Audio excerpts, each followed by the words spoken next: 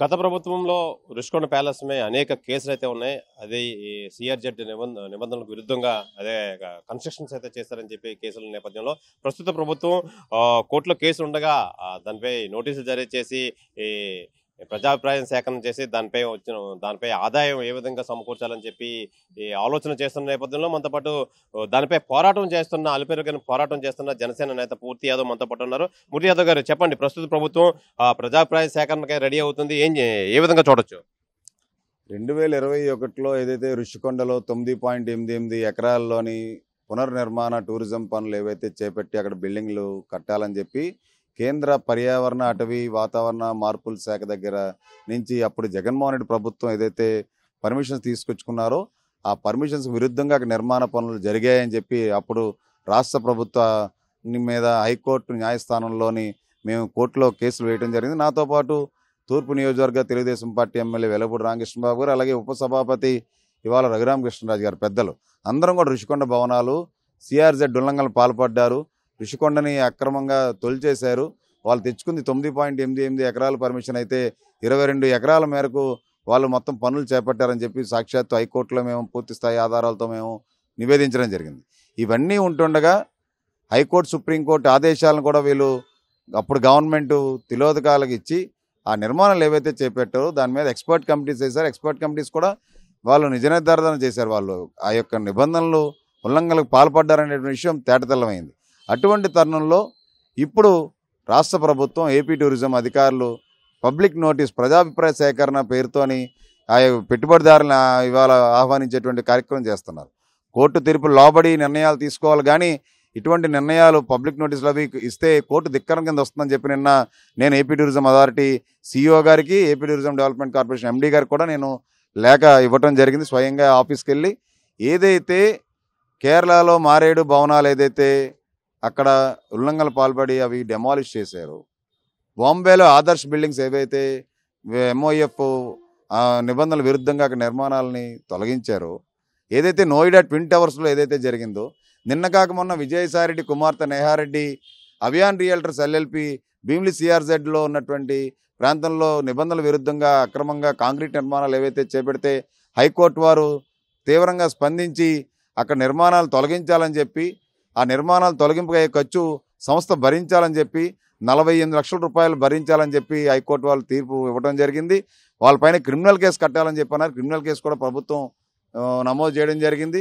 అంతేకాకుండా environmental impact assessment committee ఏదైతే expert committee వచ్చిందో 17,46,00,000 రూపాయలు జరిమానా విధించాలని చెప్పి అన్నారు. అదేవిధంగా రుషికొండ భవనాల విషయంలో కూడా అప్పుడున్నటువంటి ముఖ్యమంత్రి జగన్మోహన్ రెడ్డి వాళ్ళ కేబినెట్ మంత్రుల్ని, అలాగే అప్పుడున్నటువంటి ఐఏఎస్ అధికారులు, టూరిజం అధికారులని, జీవీఎంసీ అధికారులను ఎవరైతే ఈ యొక్క అక్రమంగా సిఆర్జెడ్ ఉల్లంఘనలు పాల్పడుతూ ఈ పనులు పర్యవేక్షించడానికి, ఈ పనులు జరగడానికి గల కారకులు ఎవరైతే ఉన్నారో వీళ్ళని ప్రాసిక్యూట్ చేయాలి, వీళ్ళ మీద క్రిమినల్ కేసులు బనాయించాలి, వీళ్ళ మీద చట్టపరమైనటువంటి చర్యలు తీసుకోవాలి, వీళ్ళ మీద ఫైన్ ఇంపోజ్ చేయాలి.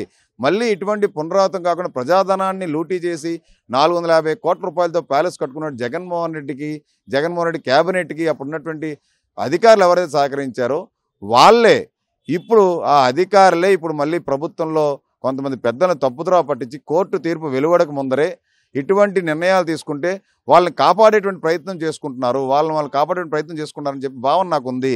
అదే నేను కూడా నా అభిమతాన్ని నేను ఇవాళ లెటర్లో నేను పొందుపరిచాను. ఏదైతే ప్రక్రియ ఉందో నోటీస్ ప్రక్రియ ఇవన్నీ కూడా వెనక్కి తీసుకోవాలి. ఖచ్చితంగా రుషికొండ భవనాలు అక్రమంగా ఏవైతే వెలిసినాయో ఆ అక్రమంగా వెలిసిన భవనాలు కూల్చివేయాలి. గురునాథ్ గారు, ఇప్పుడు ప్రజెంట్ గత ప్రభుత్వంలో అయితే మట్టుకు మీరు ఆపోజిట్ పార్టీ దాని మీద దండయాత్ర చేశారు. ఇప్పుడు స్వయాన ఉప ముఖ్యమంత్రి మీ అధినాయకుడు పవన్ కళ్యాణ్. ఈ నేపథ్యంలో ఇప్పుడు తీసుకున్న డెసిషన్కి మీరు ఏం చెప్తారు? ఒకవేళ డెసిషన్ అదే విధంగా తీసుకుంటే మీరు ఎలాంటి పోరాటం చేస్తారు? ఇప్పుడు నోటీసే వెనక్కి తీసుకోమని చెప్తున్నాం.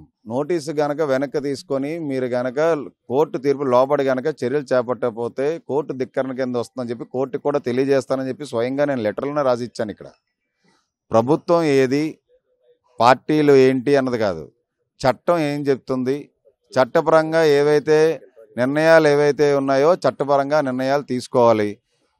ఇవాళ మా అధినాయకులు పవన్ కళ్యాణ్ గారు పర్యావరణ ఉల్లంఘనలకు పాల్పడిన వాళ్ళు ఎంతటి వాళ్ళని శిక్షిస్తారు, శిక్షించడానికి వెనుకడుగేయరు. ఖచ్చితంగా మాకు నమ్మకం ఉంది. పర్యావరణ విఘాతం కలిగించి పర్యావరణ ఉల్లంఘనలు పాల్పడి చట్టాలు ఉల్లంఘించినటువంటి వాళ్ళ మీద శిక్షించాలని చెప్పి ఆయన అభిమతం. అంటే ఇప్పటివరకు దాన్ని అలా వదిలేయడం అంత ఖర్చు పెట్టి కన్స్ట్రక్షన్స్ అయితే చేశారు. ఒక కన్స్ట్రక్షన్ అయితే అయిపోయింది, దాన్ని వెనకాల ఎవరు వెనక తీసుకోలేరు. ఈ నేపథ్యంలో దాని మీద ఆదాయం సమకూర్చే విధంగా అయితే ఈ ప్రస్తుత ప్రభుత్వం అయితే వెళ్తుంది. అందులో తప్పే ఉంది. ఆదాయం సమకూర్చుకోవడము అది వాళ్ళు ఎవరికంటే అలాట్ చేయడము ఇవ్వటం అన్నదాన్ని మేమేం తప్పు పడటం లేదు.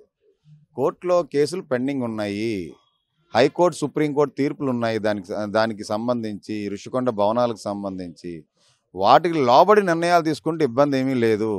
అక్కడ బిల్డింగ్లు ఇప్పుడు మేము అక్రమం అని చెప్పి, అక్రమ నిర్మాణం అని చెప్పి సిఆర్జెడ్ దొంగలు పాల్పడ్డారని చెప్పి కేసు వేసినప్పుడు ఇప్పుడు అధికారులు వాటిని వినియోగానికి ఇవాళ నోటీసులు జారీ చేస్తే దాని అర్థం ఏంటి అంటే ఆ భవనాలు సక్రమమనా, కోర్టులో ఎక్స్పర్ట్ కమిటీలు ఇచ్చినటువంటి రిపోర్ట్లు అవన్నీ తప్పుడు రిపోర్ట్లనా, ఏంటి దాని అర్థం?